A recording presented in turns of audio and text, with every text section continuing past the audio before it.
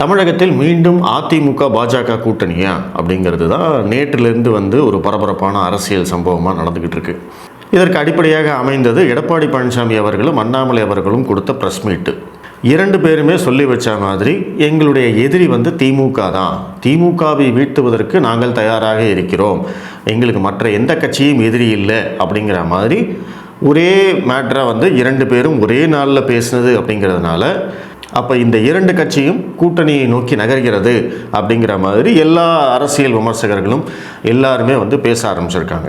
இதை நம்ம இரண்டு விதமாக புரிஞ்சுக்கலாம். ஒன்று, அதிமுக பாஜக கூட்டணி ஏன் முறிஞ்சுது அப்படின்னு யாருக்கும் தெரியாது. ஆனால் அதற்கான ஒரே காரணம் யார் அப்படின்னா எடப்பாடி பழனிசாமி மட்டும்தான்.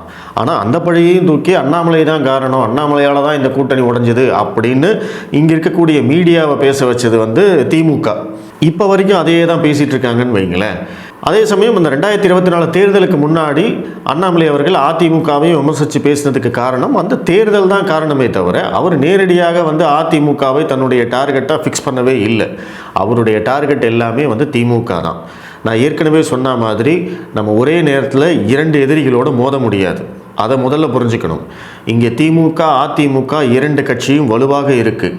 இந்த இரண்டு திராவிட கட்சிகளையும் ஒழிக்கணும்னு வந்தவங்க எல்லாருமே அவங்களுக்கு இருந்த பிரச்சனைகளை எடுத்து பாருங்கள். அவங்க ஒரே நேரத்தில் இரண்டு எதிரிகளோடு மோத வேண்டிய அவசியம் இருந்தது. அன்னைக்கு கலைஞர் இருந்தாங்க, ஜெயலலிதா இருந்தாங்க. அவங்கள எதிர்த்து இவங்களால் அரசியல் பண்ணவே முடியல. மதிமுக, தமாக, பாமக, தேமுதிக, இன்னும் என்னென்ன கட்சிகள் இருக்கோ எல்லாத்தையும் எடுத்து பாருங்கள். எல்லாத்துக்கும் ஒரே காரணம் என்ன? ஒரே நேரத்தில் இரண்டு எதிரிகள். நாம் தமிழர் கட்சி சீமான் எடுத்துக்கோங்க, அவருக்கும் இருக்கக்கூடிய பிரச்சனை இது மட்டும்தான்.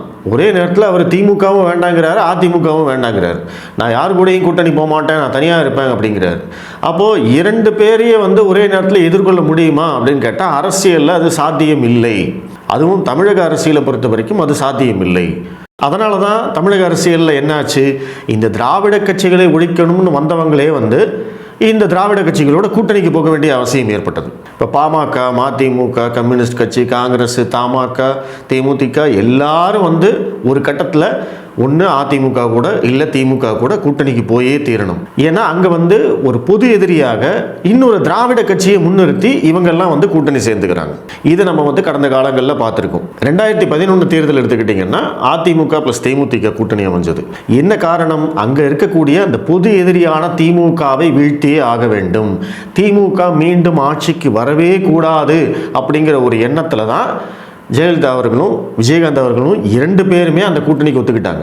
அப்படி இல்லைன்னா அந்த கூட்டணிக்கு வாய்ப்பே இல்லை. ஏன்னா விஜயகாந்த் அரசியலுக்கு வரும்போதே இந்த திராவிட கட்சிகளுக்கு மாற்று அப்படின்னு தான் சொன்னார். ஆனால் அந்த இடத்துல அன்னைக்கு தேதிக்கு அவசியமான தேவை என்ன அப்படின்னா திமுகவை மீண்டும் ஆட்சிக்கு வரக்கூடாது. இப்போ அந்த தேர்தலில் அதிமுகவும் தேமுதிகவும் தனித்தனியாக நின்றிருந்தது அப்படின்னா அது திமுகவுக்கு அட்வான்டேஜ். எப்படி இன்னைக்கு இருக்கக்கூடிய நிலைமை என்னமோ அதுதான் 2011 இருந்தது. அப்போ அதனால தான் அந்த கூட்டணியை கண்டிப்பாக வந்தே ஆகணும் அப்படின்னு வெளியிலேருந்தே நிறைய பேர் முயற்சி பண்ணாங்க. ஜெயலலிதா அவர்களும் இறங்கி வந்தாங்க, விஜயகாந்த் அவர்களும் இறங்கி வந்தாங்க. ஆனால் அந்த கூட்டணி அமைந்து வெற்றி பெற்று ஆட்சி அமைத்த பிறகு விஜயகாந்த் எதிர்க்கட்சி தலைவராகிறாரு. அதற்கு அடுத்த ஒரு சில மாதங்கள்லேயே பார்த்திங்கன்னா அந்த கூட்டணி முறிஞ்சு போயிடுது. அவங்க ரெண்டு பேருக்குமே சண்டை வந்துடுது. ஆனால் டார்கெட் அச்சீவ்டு, அதில் எந்த மாற்று கருத்தும் இல்லை. திமுகவை ஆட்சியை விட்டு அகற்றியாச்சு, அதுதான் இங்கே முக்கியம், அதை பண்ணியாச்சு. அப்போது அதே மாதிரியான ஒரு காலகட்டம் தான் இன்றைக்கி இருக்குது. இன்றைக்கும் பாஜக திராவிடத்துக்கு மாற்றாகத்தான் தன்னை முன்னிறுத்துகிறது. அதே தான் நாம் தமிழர் சீமான் பண்ணுறாரு, அதே தான் தாவேக விஜயும் பண்ண போகிறார். ஆனால் இங்கே இந்த 5 முனை போட்டி நடந்தது அப்படின்னா அது அட்வான்டேஜ் திமுக. கண்டிப்பாக கண்ணை மூடிட்டு சொல்லலாம், 2026 தேர்தலில் திமுக தான் ஜெயிக்கும். உதயநிதி ஸ்டாலின் முதல்வர் ஆகிறத நம்ம யாராலும் தடுக்க முடியாது, நம்ம அதை பார்த்தே ஆக வேண்டிய கட்டாயத்துக்கு தள்ளப்படுவோம் அப்படின்னு. இந்த விஷயம் நம்மளுக்கு புரிஞ்ச மாதிரி கண்டிப்பாக எல்லா அரசியல் கட்சி தலைவர்களுக்கும் புரியும். ஆனால் அவங்க வேறு வேறு காரணங்களுக்காக இந்த கூட்டணி அமையறதை விரும்பாமல் தள்ளி போகிறதும் நடந்திருக்கு. சில சமயங்களில் இந்த கூட்டணியும் அமைஞ்சிருக்கு. ஸோ இன்றைக்கி எடப்பாடி பழனிசாமி இப்படி பேசுகிறதுக்கான காரணம் என்ன அப்படின்னு கேட்டிங்கன்னா எனக்கு தெரிஞ்ச ஒரு 2 காரணம். ஒன்று, உண்மையிலேயே அவர் கூட்டணியை விரும்புகிறாரு. நம்மளுக்கு வந்து வேறு எதுவும் பெரிய கூட்டணி வராது, திமுக கூட்டணி உடையறதுக்கான வாய்ப்பே இல்லை, அங்கிருந்து யாரும் நம்மளை தேடி வரப்போகிறது கிடையாது. அப்போ மிச்சம் இருக்கிற கட்சிகளை வச்சு தான் நம்ம வந்து ஒரு கூட்டணி அமைக்கணும். கூட்டணி அமைக்காமல் தேர்தலை சந்திப்பது தற்கொலைக்கு சமம். கண்டிப்பாக நம்மளுக்கு வந்து ஒரு மிகப்பெரிய அடி காத்துக்கிட்டு இருக்கு. அப்போ அதிமுகவுக்கு இன்றைக்கி இருக்கிற ஆப்ஷன் என்ன? ஒன்று வந்து தமிழக வெற்றி கழகம், இன்னொன்று வந்து பாஜக. பாஜக வேண்டான்னு சொன்னது எடப்பாடி பழனிசாமி. தமிழக வெற்றி கழகம் வேணும், கண்டிப்பாக விஜய் வந்தே ஆகணும்னு இன்னைக்கு ஒத்த காலில் நிற்கிறதும் அதே எடப்பாடி பழனிசாமி. ஆனால் விஜயை பொறுத்த வரைக்கும் அவர் கூட்டணிக்கு விரும்பலை, அவரும் வந்து காலதாமதப்படுத்துகிறாரு. ஏன்னா இப்போ உடனே முடிவெடுக்க வேண்டிய அவசியமோ அவசரமோ அவருக்கு இல்லை அப்படிங்கிறதுனால அவர் இன்னும் காலதாமதப்படுத்துகிறாரு. அதனால் இப்போ இங்கே எடப்பாடி பழனிசாமி என்ன பண்ணுறாருன்னு நான் நினைக்கிறேன் அப்படின்னா, தாவேகாவோட கூட்டணி கதவையும் திறந்து வச்சுக்கிறாரு, பாஜகவோட கூட்டணி கதவையும் திறந்து வச்சுக்கிறாரு. அப்போ இது வந்து விஜய்க்கு கொடுக்கக்கூடிய ஒரு சிக்னலாக இருக்குது. ஒருவேளை நீங்கள் வரத்துக்கு லேட் பண்ணீங்கன்னா, நீங்கள் வரல அப்படின்னா எங்களுக்கு பாஜக இருக்குது, நாங்கள் எப்போ வேணாலும் சேர்ந்துக்குவோம் அப்படின்னு ஒரு மெசேஜை வந்து விஜய்க்கு பாஸ் பண்ணுறாரோ அப்படிங்கிறது சந்தேகம் எனக்கு இருக்குது. சரிங்க, எடப்பாடி பழனிசாமி விஜய்க்கு மெசேஜ் கொடுக்கறதுக்காக பாஜக கூட்டணியை பற்றி மழுப்பலாக பதில் சொல்கிறாரு. ஆனால் அண்ணாமலை எதற்கு மழுப்பலாக பதில் சொல்லணும்? அண்ணாமலை எதற்காக வந்து எங்களுக்கு வந்து திமுக தான் எதிரி, மற்ற எந்த கட்சியும் எதிரி இல்லைன்னு அந்த வார்த்தையை ஏன் பயன்படுத்தணும் அப்படிங்கிற கேள்வி நியாயமானது. எனக்கும் அந்த கேள்வி இருக்குது. ஆனால் நான் என்ன நினைக்கிறேன் அப்படின்னா, 2024 தேர்தலை பொறுத்த வரைக்குமே அதிமுகவோட கூட்டணி அமையாமல் போனதுக்கு வந்து அண்ணாமலை தான் காரணம்னு எல்லாரும் சொல்ல அது வந்து மேலிடமும் வந்து நிறைய பேர் சொல்கிறாங்க. ப்ளஸ் பாஜகவுடைய கட்சியில் இருக்கக்கூடியவர்களே வந்து நிறைய பேர் வந்து அண்ணாமலை இல்லைன்னா இந்த கூட்டணி அமைஞ்சிருக்கும் அப்படின்னு நிறைய பேர் சொன்னதுனால இந்த கூட்டணி அமைவதற்கு நம்ம தடையாக இருக்கக்கூடாது அப்படிங்கிறது தான் இன்னைக்கு பொறுத்த வரைக்கும் அண்ணாமலை அவர்களுடைய எண்ணம். உங்களுக்கு கூட்டணி வேணுமா, நீங்கள் சேர்ந்துக்கோங்க, ஒன்றும் பிரச்சனை இல்லை, நான் வந்து அதற்கு தடையாக இருக்க மாட்டேன் அப்படிங்கிறத திரு அண்ணாமலை அவர்கள் தொடர்ச்சியாக வந்து சொல்லிக்கிட்டே இருக்காரு, செயல்லையும் காட்டிக்கிட்டு இருக்காரு. அவர் லண்டன் போயிட்டு வந்ததுக்கப்புறமா அந்த அதிமுக சம்மந்தப்பட்ட கேள்விகளை வந்து அமைதியாக எதிர்கொள்கிறத நம்ம பார்த்துக்கிட்டே இருக்கோம். இது தொடர்பாக திரு பாண்டே அவர்கள் கூட தெளிவாக பேசியிருக்கிறத நீங்கள் பார்த்துருக்கலாம். ஸோ இங்கே வந்து என்னுடைய கருத்தாக என்ன இருக்குது அப்படின்னா, இந்த அதிமுக கூட்டணி அப்படிங்கிறது வந்து 2026 தேர்தலுக்கு பாஜகவுக்கு ஒர்க் அவுட் ஆகுமா? கண்டிப்பாக ஆகும், நான் அதை இல்லைன்னு சொல்லலை. ஆனால் அது வந்து கொஞ்சம் முன்னாடியே நடந்து அந்த கூட்டணி ஒப்பந்தங்கள்லாம் நடந்து பாஜகவுக்கு தேவையான சீட்டுகளை வந்து கரெக்டாக பகிர்ந்து கொடுத்து அதிகாரத்தில் பங்கு கொடுத்து பாஜக கேட்கும் தொகுதிகளை வந்து ஒதுக்கி கொடுத்து இது எல்லாம் நடந்தது அப்படின்னா மிகச்சிறப்பாக வந்து அந்த கூட்டணி ஒர்க் அவுட் ஆகும்.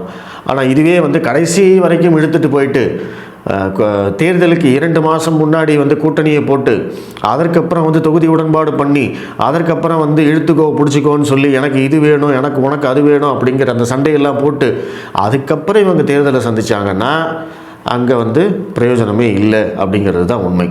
அதனால் எது நடந்தாலும் முன்னாடியே நடந்ததுன்னா ஓகே. ஸோ எப்படி பார்த்தாலுமே ஒருவேளை இந்த கூட்டணி அமைஞ்சுது அப்படின்னா திரு அண்ணாமலை அவர்கள் ஏற்கனவே சொன்ன மாதிரி ஒரு லைன் ஷேர் பாஜக இன்னைக்கு 11% இருக்கக்கூடிய கட்சி. பாமகவோ இல்லை வந்து காங்கிரஸ் கட்சியே எடுத்துக்கிட்டிங்கன்னா அவங்க வந்து ஒரு 5% வாக்குகளை இது வரைக்கும் தாண்டினதே கிடையாது, அதிகபட்சம் அவ்வளோதான். ஆனால் அந்த 5% வச்சுக்கிட்டு அவங்க வந்து ஒரு 25 சீட்டு 30 சீட்டு ஈவன் 2011 66 சீட்டு வரைக்கும் கூட வாங்கியிருக்காங்க. அப்போது இன்றைக்கி பாஜகவுக்கு 11% வாக்கு வங்கி இருக்குது அப்படிங்கிறத நம்ம ப்ரூவ் பண்ணதுக்கப்புறமா அப்போ அதற்கு சமமான தொகுதிகள் நம்மளுக்கு தேவைப்படும். அது வந்து கிடைக்குதா அப்படிங்கிறதையும் பொறுத்திருந்து பார்க்கணும். ஸோ அதனால் it's a long way to go. இந்த முதல்ல சொன்ன மாதிரி விஜய்க்கு வந்து கொடுக்கக்கூடிய சிக்னல் அப்படின்னு இல்லாமல் ஒருவேளை எடப்பாடி பழனிசாமி உண்மையிலேயே மனசு மாறி இருக்காரா அப்படிங்கிறதும் நம்மளுக்கு வருங்காலத்தில் தெரியும். ஆனால் என்னை பொறுத்த வரைக்கும் என்னுடைய பர்சனல் ஒப்பீனியன், எடப்பாடி பழனிசாமி நம்ப தகுந்தவர் அல்ல. 100% அவர் வந்து கண்டிப்பாக முதுகில் குத்துறதுக்கான வாய்ப்புகள் தான் அதிகமாக இருக்குது. ஏன்னா அவரை பொறுத்த வரைக்கும் அவர் வந்து திமுகவுடைய உதுகுடலாக தான் செயல்படுறாரு. இன்றைக்கி ஏன் வந்து பாஜக எதிர்ப்பை வந்து தொடர்ச்சியாக உயிர்ப்போடு வச்சுக்கிட்டே இருக்காங்க திமுக. டெய்லி பாஜகவை திட்டுறது, டெய்லி மத்திய அரசு திட்டுறது, டெய்லி வந்து மோடியை திட்டுறது, நீ தமிழுக்கு எதிரி, தமிழர்களுக்கு எதிரி, இந்தி மொழி திணிப்பு, தொகுதி மறுசீரமைப்பு, இப்படியே ஏதோ ஒரு விஷயத்தை கிளறி கிளறி கிளறி பாஜக எதிர்ப்பை வந்து அப்படியே உயிர்ப்போடு வச்சிருக்கிறதுக்கான காரணம் என்ன அப்படின்னு கேட்டிங்கன்னா, ஒருவேளை நாளைக்கு அதிமுகவும் பாஜகவும் கூட்டணி சேர்ந்தது அப்படின்னா அப்போ இது யூஸ் ஆகும். அதுக்கு தான் வந்து திமுக பண்ணுறாங்க. அந்த இடத்துல தான் வந்து எடப்பாடி பழனிசாமி என்ன நினைக்கிறாரு, நம்ம வந்து பாஜகவோடு சேர்ந்தோம் அப்படின்னா நம்மளையும் சேர்த்து கட்டம் கட்டிடுவாங்க.